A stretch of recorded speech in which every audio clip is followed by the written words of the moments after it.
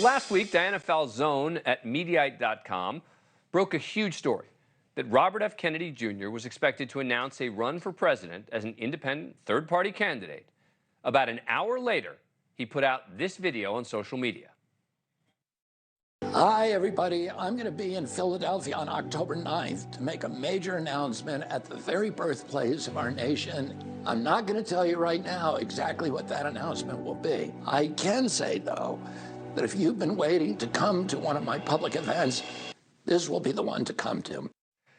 Citing a RFK campaign insider, Mediaite, which I own, reported that RFK believes an independent run is the only way to go and that he intends to attack the DNC. So this raises a very important question. With RFK Jr. on the ticket as a third-party candidate, who does that hurt more in 2024? Trump or Biden? One thing is clear. If this election is close, this decision may literally change the outcome of the 2024 race. Now, the obvious answer might be, well, it hurts President Biden and the Democrats. RFK considers himself a Democrat and comes from a family synonymous with the Democratic Party. But that isn't so clear at all. In a recent poll of Democratic primary voters, Kennedy had the support of 9% of Democratic primary voters, with Biden getting 76%.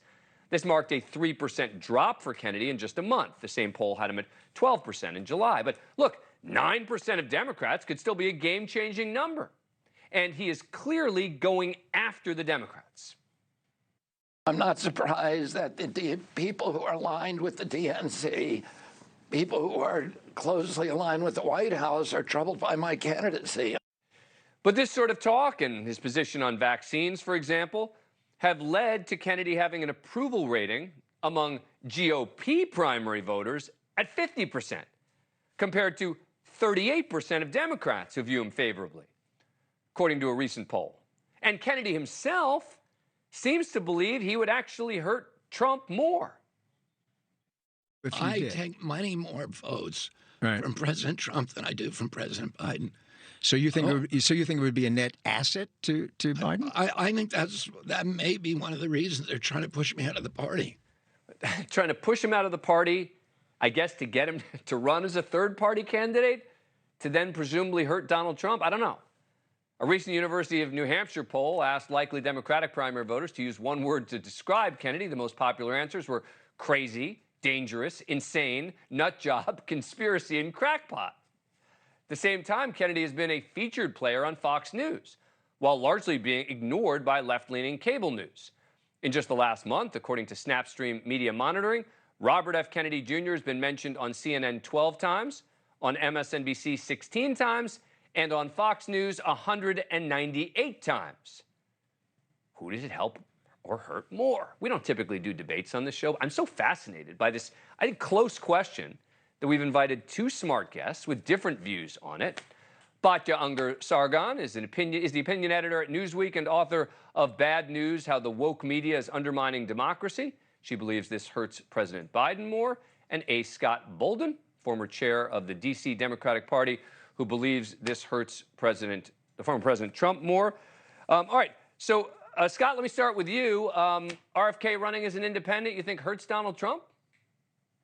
Yeah, I think I'd say everything that was in your intro, quite frankly. I mean, the polling says he pulls more Republicans. He's testified before the House committee that's run by the GOC, one of the House committees. He's an anti-vaxxer. He's on Fox News. He's not a Democrat, and if he is, he's running around in Republican clothing. And so he's a non-factor on the Democratic side. Biden is baked in. The interesting thing is about your intro, and I agree with it, is if it's a close race, and I don't think it's going to be a close race, both parties have to make sure it's not a close race. But if it is a close race, I think you're right. I think 9%, 6%, 2%. As a spoiler for RFK, he could play that role, and I still think he pulls more Republicans than he does Democrats. Batya, what do you make of it? Yeah, I have to respectfully disagree with Scott, who I just love to debate. Donald Trump's base is locked in, and their loyalty stems from a deep understanding of his economic agenda, his populist economic agenda. And he comes out every day with something for them. And there is just no way that RFK Jr. is going to touch that. When you look at where he stands on policy, from the environment to immigration to abortion, this man is a dyed-in-the-wool Democrat. There is very little there for a Republican voter. Now, why is he polling so favorably? Look at the way Democrats talk about Chris Christie these days, right? It's very easy to find something nice to say about somebody on the other side if they're pulling water against your foe. That's what's happening there. Thank you for watching. Go to newsnationnow.com to find NewsNation on your cable provider.